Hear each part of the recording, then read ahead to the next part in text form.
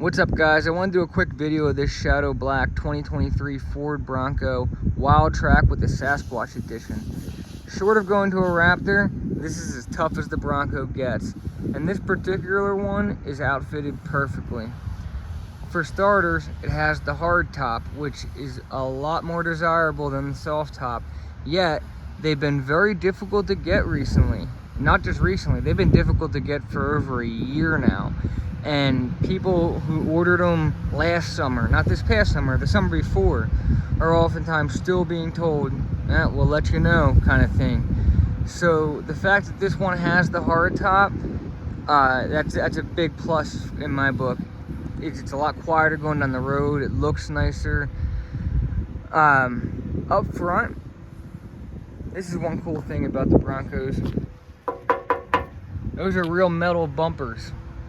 Not like the plastic you find on a lot of Wranglers and Land Rover Defenders.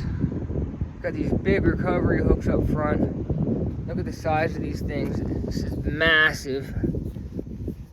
You're not breaking those.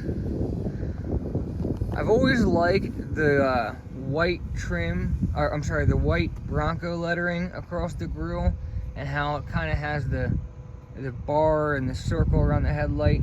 Looks really cool in the evening time. This one is sitting on 35-inch Goodyear Territory mud terrain tires, and you'll see when I get in the vehicle and start driving it, for as aggressive and as capable as those tires are off-road, they go so smooth down the road. If you've ever had mud terrain tires on a lifted truck, you know that you get that whooshing wind noise going through the tread.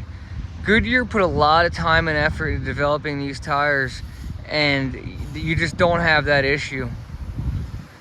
You got these huge fender flares that run into the running boards here that are stamped with the Bronco lettering.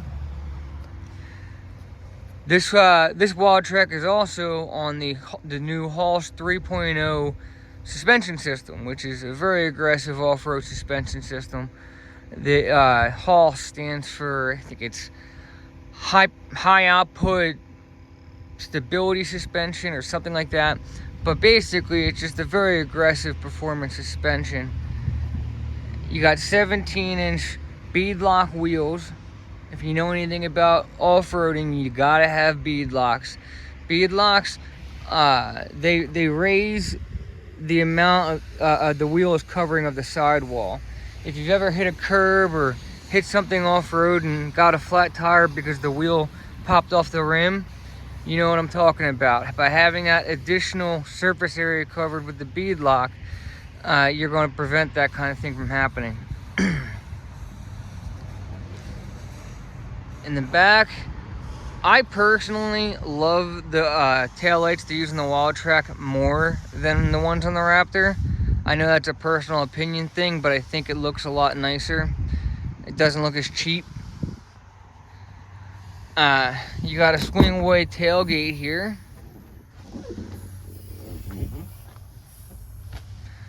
Of course, you get a towing package.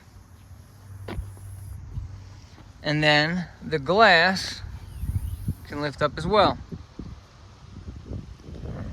These seats fold forward to give you plenty of storage space. You got a nice subwoofer back here, accessory ports and lights. Overhead speakers here and here.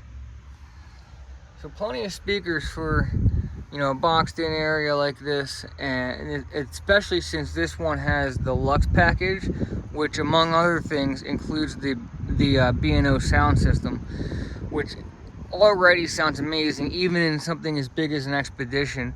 But in something like this, it sounds like you're at a freaking concert.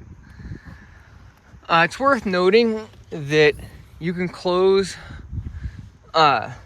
just the tail. You don't have to close these in any particular order.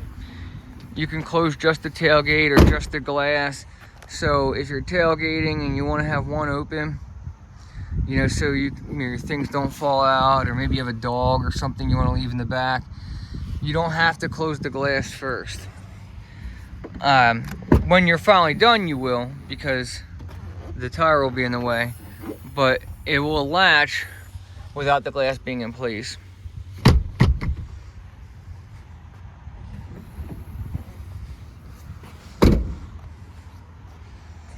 Ford was really clever about hiding the rear view camera into the spare tire rack. That's, so that way it blends in with everything. I really like that idea. Got another tow hook down here.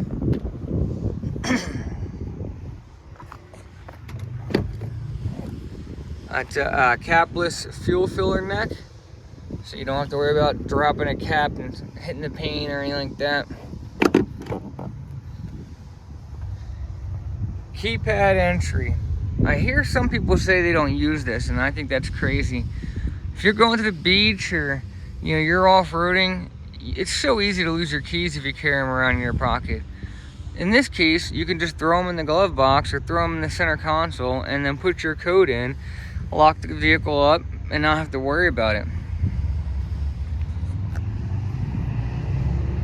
One thing you'll notice about the Bronco is that the mirrors are mounted to the, hang on a second, motorcycles are passing. The mirrors are mounted to the cowl, not the door. And that's really important. That's not the case with the Wrangler.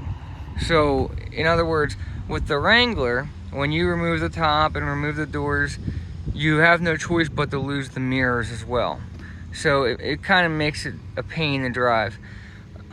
With the Bronco, you can remove your doors, remove your top, whatever you want, and you still have mirrors.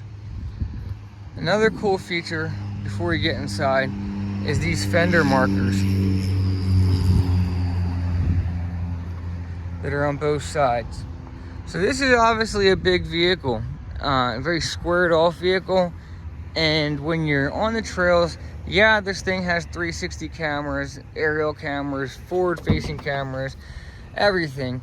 But it's still nice to have those indicators on either side of the fender, sort of like what old semi-trucks used to have. That way you can see where your vehicle ends. So right away you'll notice this is a two-tone interior. It's black and sandstone. Ford calls this leather trimmed. It's actually not entirely leather. It's leather trimmed vinyl. And the reason that is because they anticipate this vehicle is going to get wet and muddy and things like that. And if you had some high-end Napa leather, it would be destroyed and look terrible in the first time you went off-roading. So if you're going to be cruising with the top off, and they want to make sure that this vehicle is going to hold up and stand the test of time. Got this nice grab bar for getting in. I love the quality of this texture. Different netting for storage. Of course, this is a two-door. You got two more seats in the back.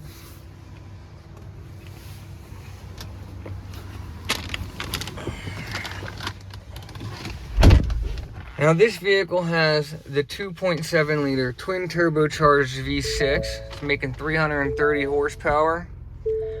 So it's no slouch on the road either. 10-speed automatic transmission. And the great thing about the 10-speed is that it doesn't have to go 1, 2, 3, 4, 5 all the way up through your gears. That would be shifting constantly every time you came out of a red light. It will skip around to the gears it thinks it needs. So if you're taking off real slow, it may start off in second gear and then skip to fourth gear. If you're taking off real hard, it may drop from fifth gear down to third gear, whatever it may be. But the point is that the 10 gears are there to give you a lot of options and flexibility for all different types of driving styles. Not necessarily to use every gear every time. Another thing you'll notice about the Wildtrak, this actually has the Raptor steering rack in it, which makes the turning radius unbelievable. I mean, for a big vehicle, you can whip this thing around wherever you want. And I got my fender markers there, like I was talking about, that helped me guide my way through.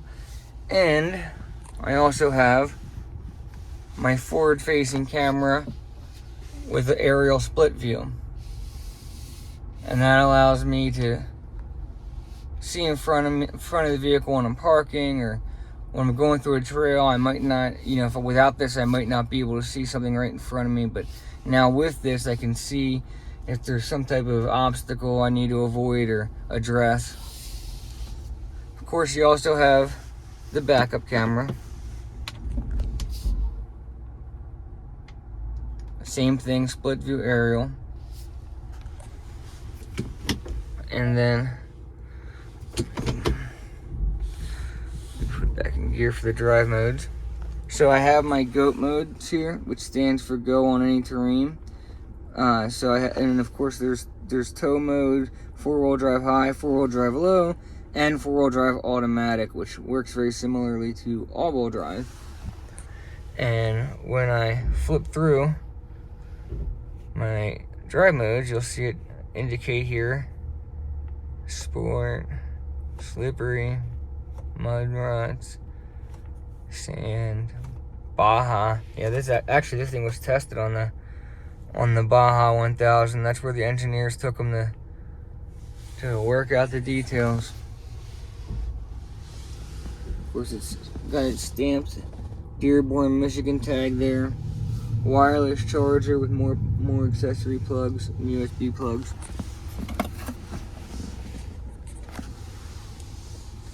The window switches are in the center. It's nice. That's easy and convenient. Of course, you got locking front and rear differentials. You got upfitter switches that are for adding additional accessories. So if you want to add a winch, an air horn, you want to add lights, LEDs, or whatever, you don't need to splice into the wiring harness. You have switches already in place designed for that. You got heated seats and a heated steering wheel. So this is a great winter vehicle. The Hall's 3.0 suspension isn't just for tearing up trails. If you're the type of person who buys this and knows you're never going to go on a trail, no big deal, because this suspension is so soft. You would think you were driving in a Range Rover. Like I was saying, you don't get noise from the mud terrain tires, and then when you hit speed bumps and potholes, it's like they're not even there. It just glides right over them because the suspension travel is so amazing. The valving to the shocks, everything. The same thing that makes this such a formidable vehicle off-road makes it a very comfortable vehicle going down the highway. If you're living in an area with a lot of potholes and speed bumps and things like that. Yeah, so I think that's where I'm gonna leave it for now. If there are any features I didn't mention that you would like to see demonstrated, feel free to give me a call. Comment on this video, or you can call or text me anytime at 610-291-0258. Again, 610-291-0258 to get in contact with me for more pricing or details about this vehicle. I can estimate payments. If there's a vehicle I have not done a review on yet that you would like to see, let me know. I'll try to get it done.